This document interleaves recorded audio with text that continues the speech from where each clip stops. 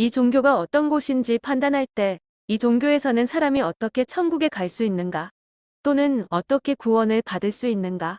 라는 질문을 해보면 그 정체성을 알 수가 있습니다. 로마 카톨릭과 개신교에서 말하는 천국 가는 방법은 각각 어떨까요? 많은 사람들이 이런 질문을 합니다. 카톨릭이나 개신교의 구원과는 비슷한 것이 아닌가? 두 종교 모두 다 비슷한 성경을 가지고 있지 않은가? 두 종교가 모두 성경 말씀대로 그대로 따르고 있지 않은가? 그리고 두 종교가 성경 해석만 좀 다른 것이 아닌가? 라고 말이죠. 우선 각 종교에서 천국 가는 방법에 관해 말하는 것을 알아보려면 각자가 내세우는 권위 있는 그 근거들을 살펴보면 이해하는데 설득력이 클 것입니다.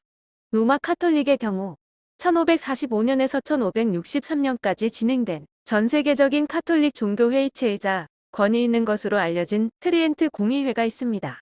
이 회의체는 카톨릭이 개신교의 종교개혁에 맞서기 위해서 시작된 것이었는데 로마 카톨릭의 정체성이 체계적으로 정립된 때라고 볼 수 있습니다.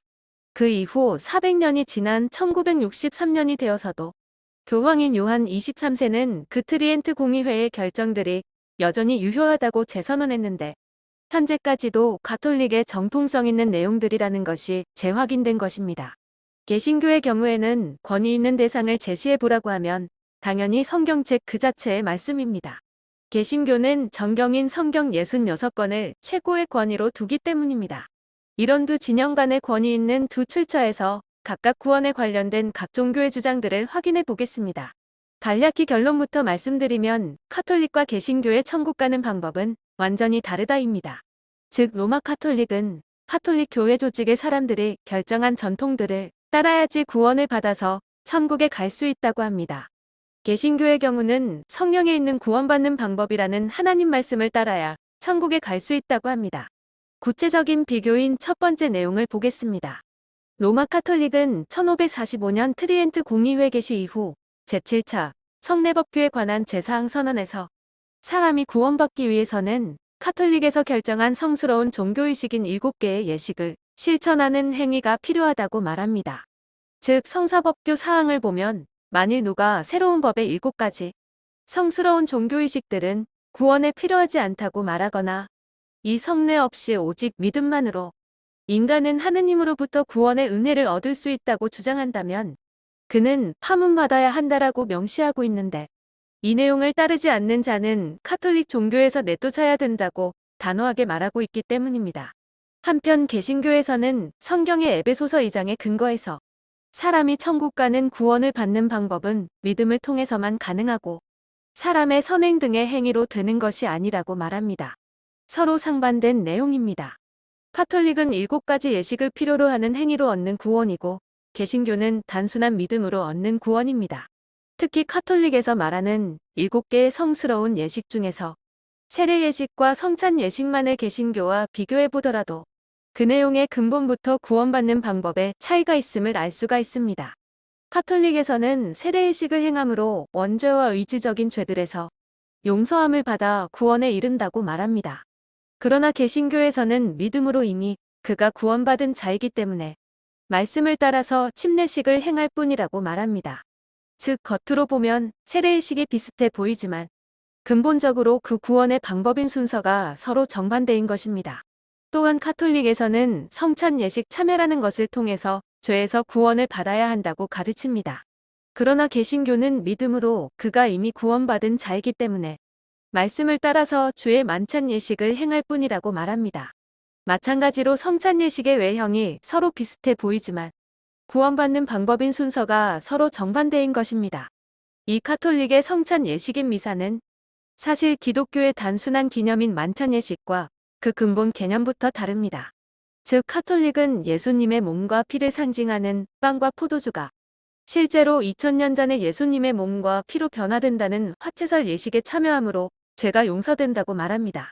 그러나 기독교의 만찬 예식은 구원받은 자들에게 단순한 예수님의 몸과 피를 상징할 뿐이며 그것을 기념할 뿐이라고 말합니다.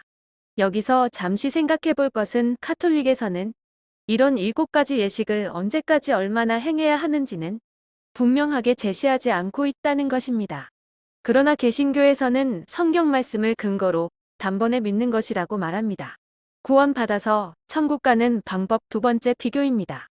로마 카톨릭에서는 트리엔트 공의회에서 사람이 의인이 되는 법규 제12항을 언급하면서 사람이 의로운 자, 곧 천국에 들어갈 자가 되려면 예수님의 죄 용서하심을 믿는 것으로는 불충분하다고 말합니다.